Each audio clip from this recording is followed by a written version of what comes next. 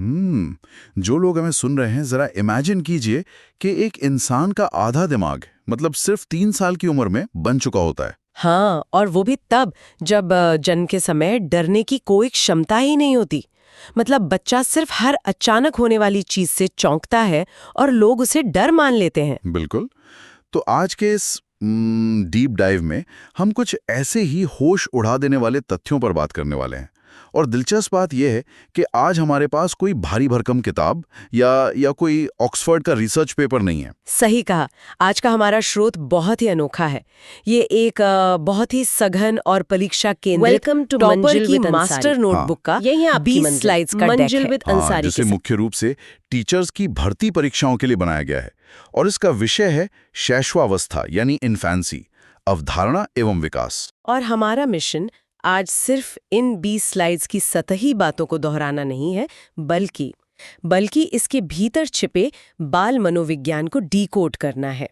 ये समझना है कि जीवन के पहले 5-6 साल क्यों और कैसे हमारी पूरी जिंदगी की नींव तय करते हैं।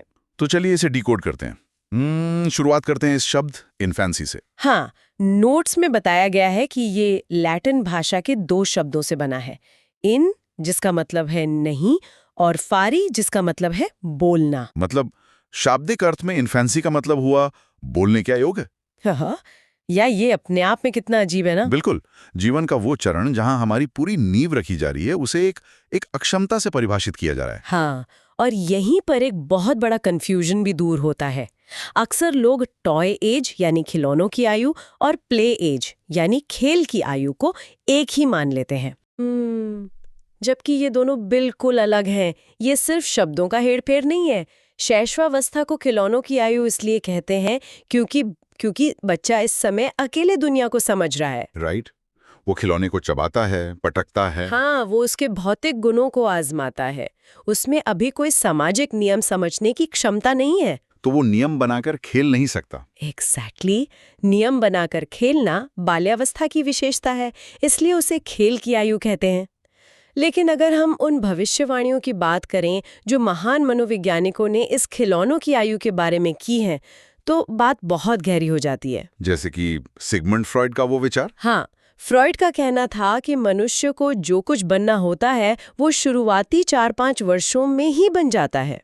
और एडलर ने भी कहा है कि जन्म के कुछ महीने बाद ही बच्चे का जीवन में स्थान तय हो जाता है। अरे रुको, यहाँ मुझे थोड़ा संशय हो रहा है। क्या वाकई सिर्फ शुरुआती 4-5 साल में पूरी जिंदगी का नक्शा तय हो जाता है? मतलब सुनने में थोड़ा बड़ा चढ़ाकर लगता है ना। हाँ, अगर मैं इसे एक एनालॉजी से समझूं, क्या ये किसी बहुत बड़ी बिल्डिंग की नींव डालने जैसा है? आप इसे बिल्कुल वैसे ही देख सकते हैं। मतलब जब कोई गगनचुंबी इमारत बनती है तो महीनों तक सिर्फ जमीन के नीचे काम चलता है। बाहर से लगता है कुछ हो ही नहीं रहा है, लेकिन उसी पर पूरी बिल्डिंग टिकी होती है। ये एनालॉजी एकदम परफेक्ट है। बाहर से देखने पर लगता है कि बच्चा सिर्फ सो रहा है या रो रहा है, लेकिन उसके दिमाग में न्यूरॉन्स के जुड़ने की जो आंधी चल रही है ना, वो जीवन में फिर कभी नहीं आती। तो वॉटसन का सिद्धांत भी इसी से जुड़ा है? बिल्कुल। वॉटसन ने जोर दिया था कि इस अवस्था में सीखने की स्पीड किसी भी और अवस्था से बहुत ज्यादा होती है। 1-2 साल का बच्चा जिस गति से भाषा और व्याकरण डिकोड करता है, एक वयस्क मस्तिष्क वो कर ही नहीं सकता। क्योंकि हमारा दिमाग तो मतलब विचार जम चुके होते हैं। हाँ, और शिशु का मस्तिष्क न्यूरोप्लास्टिसिटी के चरम पर होता है। वो हर सेकंड खुद को नए सांचे में ढाल रहा है। ये मानसिक आंधी तो सब एक आंधी है, लेकिन शरीर की बात करें तो जो आंकड़े हैं वो किसी डबल धमाके से कम नहीं है। सच में शारीरिक विकास बहुत तेजी से होता है। मतलब जन्म के समय औसत वजन 3 किलो होता है और सिर्फ 6 महीने में ये 2 गुना हो जाता है। और पहले जन्मदिन तक 3 गुना, लगभग 9-10 किलो। इमेजिन कीजिए अगर कोई वयस्क इस स्पीड से बढ़े, वो तो 1 साल में 200 किलो का हो जाएगा। हाँ, बिल्कुल। और लंबाई में भी इन्फेंटोमीटर से नापने पर लड़कों की औसत लंबाई 51.5 सेंटीमीटर होती है, जो लड़कियों की 51 सेंटीमीटर से थोड़ी सी ज्यादा है। तो शरीर आखिर इतनी हड़बड़ी में क्यों है? देखो, ये हड़बड़ी प्रकृति का एक सर्वाइवल मैकेनिज्म है। इंसान का बच्चा पैदा होने पर सबसे ज्यादा असहाय होता है। घोड़े का बच्चा कुछ मिनटों में दौड़ने लगता है। हाँ, और इंसान का बच्चा तो अपना सिर भी नहीं उठा पाता। सही कहा। इसलिए प्रकृति शुरुआत के 1 साल में पूरी ऊर्जा सिर्फ शरीर को बड़ा और मजबूत करने में लगाती है, ताकि बच्चा खुद को बचा सके। अब जो बात नोट्स में है वो तो सच में धारणाएं तोड़ने वाली हैं। हम अक्सर देखते हैं कि नवजात बच्चा रो रहा है और लोग कहते हैं अरे ये डर गया। हाँ, या कहते हैं कि गुस्सा कर रहा है। लेकिन विज्ञान कहता है कि जन्म के समय बच्चे में प्रेम, भय या क्रोध जैसे संवेग होते ही नहीं है। ये बात तो हजम करना मुश्किल है। मैं समझ सकती हूँ। जन्म के समय सिर्फ एक ही चीज होती है और वो है सामान्य उत्तेजना यानी एक्साइटमेंट। मतलब अगर पास में जोर से ताली बजे और बच्चा रोने लगे तो वो डर नहीं है। बिल्कुल नहीं, वो सिर्फ बाहरी वातावरण के प्रति एक नर्वस सिस्टम की उत्तेजना है।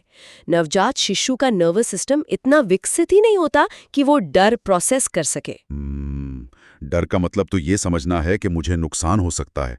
नवजात को क्या पता नुकसान क्या है? एग्जैक्टली उसे आग और पानी का फर्क नहीं पता। वॉटसन ने बताया कि जैसे जैसे अनुभव बढ़ते हैं तब 3 मूल संवेग आते हैं, भय, क्रोध और प्रेम। प्रकृति ने इन तीनों को ही सबसे पहले क्यों चुना? क्योंकि ये जीवित रहने के लिए सबसे जरूरी हैं। भय खतरे से बचाता है, क्रोध संघर्ष करना सिखाता है जब कोई जरूरत पूरी न हो, और प्रेम सुरक्षा देने वालों से जोड़ता है। वाह, मतलब एक कोरी उत्तेजना से ये 3 शाखाएं निकलती हैं। वापस शरीर पर आते हैं।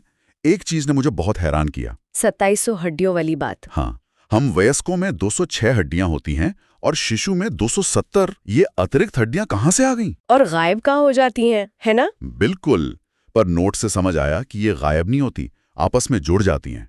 और शुरू में ये फेविकॉल से मजबूती से जुड़ी नहीं होती। हाँ, अस्थिकरण या ऑसिफिकेशन की प्रक्रिया भी पूरी नहीं हुई है। ये हड्डियां सख्त होने के बजाय रबर जैसी लचीली होती हैं। शायद प्रकृति जानती है कि बच्चा 1000 बार गिरने वाला है। बिल्कुल, अगर हड्डियां सख्त हुई तो हर दिन फ्रैक्चर होगा, इसलिए वो कार्टिलेज जैसा रबर बैंड है। और दांतों का तो T20 मैच ही अलग चल रहा है। जन्म पर 0 दांत और 1 साल तक 20 अस्थायी दांत बाहर आ जाते हैं। हाँ, प्रकृति की इंजीनियरिंग बहुत कमाल की है। जन्म के समय सिर की हड्डियां भी टुकड़ों में और लचीली होती हैं, वरना जन्म की प्रक्रिया ही असंभव हो जाती। लेकिन इस इंजीनियरिंग का असली मास्टर कंट्रोल गामक विकास यानी मोटर डेवलपमेंट में दिखता है। हाँ, जो सीधा मांसपेशियों के नियंत्रण से जुड़ा है। इसका एक नियम है, विकास हमेशा सामान्य से विशिष्ट यानी जनरल से स्पेसिफिक की ओर जाता है। यहाँ मैं थोड़ा रोकूंगा। सामान्य से विशिष्ट बहुत किताबी लग रहा है। क्या इसका मतलब ये है कि बच्चा पहले बेतरतीब हाथ पैर मारता है और बाद में उंगलियों से पकड़ना सीखता है? आपने बिल्कुल सही पकड़ा। यही ग्रॉस मोटर स्किल्स और फाइन मोटर स्किल्स का अंतर है। अच्छा, तो ग्रॉस मोटर मतलब पूरे शरीर का इस्तेमाल? वे शरीर से प्रतिक्रिया देता है। खिलौना चाहिए तो सिर्फ हाथ नहीं बढ़ाएगा, पूरा शरीर धकेल देगा। और फाइन मोटर स्किल्स आने पर वो सिर्फ 2 उंगलियों से सटीक तरीके से उठा लेता है। एग्जैक्टली। और मजे की बात बताऊं, जब हम वयस्क किसी खतरे में होते हैं या बहुत चौंकते हैं तो हमारा शरीर भी वापस उसी सामान्य नियंत्रण पर लौट आता है। मतलब?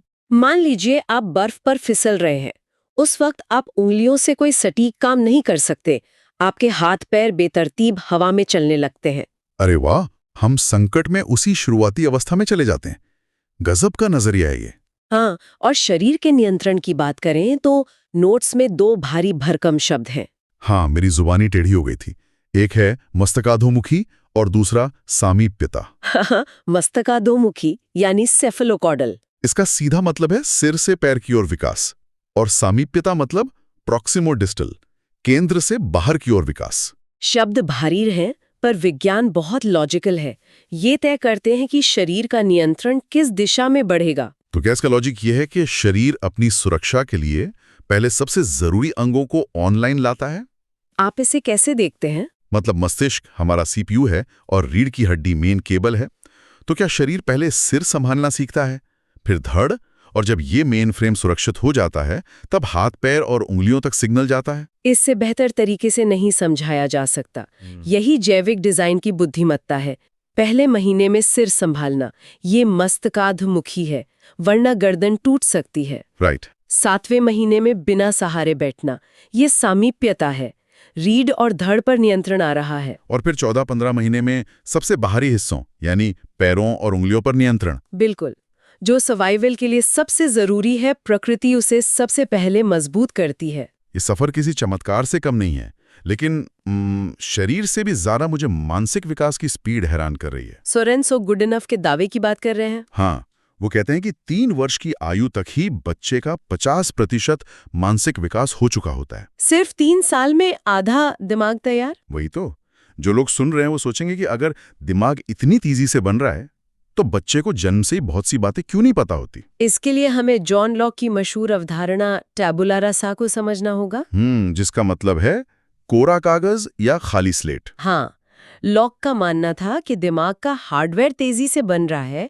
लेकिन सॉफ्टवेयर एकदम खाली है। मतलब कोई जन्मजात विचार या भाषा पहले से फीड नहीं होती। एग्जैक्टली सांस लेना या रोना अलग बात है, पर कोई कॉग्निटिव थॉट पहले से नहीं होता। शुरुआती अनुभव उस कोरे कागज पर छाप छोड़ते हैं। जैसे भाषा का विकास, 6 महीने में अपना नाम पहचानना, 1 साल में टूटे-फूटे शब्द, और 5 साल तक आते आते जटिल वाक्य बोलना और व्याकरण समझना, ये सब पर्यावरण और अनुभवों से उस स्लेट पर लिखा जा रहा है। लेकिन यहाँ एक बहुत बड़ा सवाल खड़ा होता है, और ये हमारी आज की शिक्षा प्रणाली पर सीधा प्रहार है। मैं समझ रही हूँ आप कहाँ जा रहे हैं।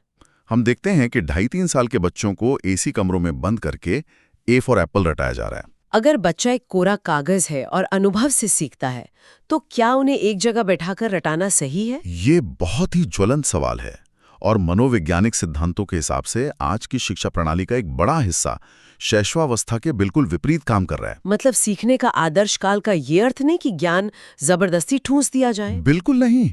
रटने या चुपचाप बैठने की कोई जगह नहीं होनी चाहिए। बच्चे को जितने विविध अनुभव मिलेंगे, उसके न्यूरॉन्स उतने ही मजबूत होंगे। शिक्षा खेल, कहानियों और क्रियाओं पर आधारित होनी चाहिए। यानी बच्चे को बोर्ड पर बना सेब दिखाने के बजाय। हाँ, बोर्ड पर बना सेब सिर्फ कुछ लकीरें हैं। असली शिक्षा वो है जहां आप बच्चे के हाथ में असली लाल सेब दें। वो उसका वजन महसूस करे, खुरदरापन महसूस करे, उसकी महक सूंघे। जब वो अपनी इंद्रियों से सेब को महसूस करता है, तब जो छवि बनती है वो जीवन भर नहीं मिटती। सही बात है। मस्तिष्क अनुभवों से सीखता है, दोहराए गए शब्दों से नहीं। असीम जिज्ञासा को संतुष्ट करना ही शुरुआती वर्षों की असली शिक्षा है। बिल्कुल, हम अक्सर सोचते हैं हम बच्चों को सिखा रहे हैं, जबकि हकीकत में वे अपने अनुभवों से खुद को गढ़ रहे होते हैं। तो अगर इस पूरी चर्चा को समेटें, हमने देखा कि शैशवावस्था सिर्फ बोलने के अयोग्य होने का समय नहीं है, बल्कि वो इमारत है जिसकी नींव बहुत तेजी से तैयार हो रही है। हाँ, और 350 ग्राम का मस्तिष्क 6 साल तक 1.25 किलो का शक्तिशाली सुपर कंप्यूटर बन जाता है। सामान्य उत्तेजना से डल, गुस्सा और प्यार बनने का सफर, और मस्तिष्काधोमुखी और सामीप्यता जैसी स्मार्ट इंजीनियरिंग, ये इंसान के इंसान बनने की पूरी कहानी है। बिल्कुल। और इसी से एक बहुत गहरा प्रश्न जन्म लेता है। जो लोग हमें सुन रहे हैं, मैं चाहूंगी कि वो इस पर विचार करें। हाँ, बताइए। अगर ये वैज्ञानिक रूप से सिद्ध है कि इंसान की भावनाओं का आधार तनाव झेलने की क्षमता और मस्तिष्क का हार्डवेयर पहले 5 वर्षों में हमेशा के लिए तय हो जाता है, तो क्या हमें एक समाज के रूप में अपनी प्राथमिकताएं नहीं बदलनी चाहिए?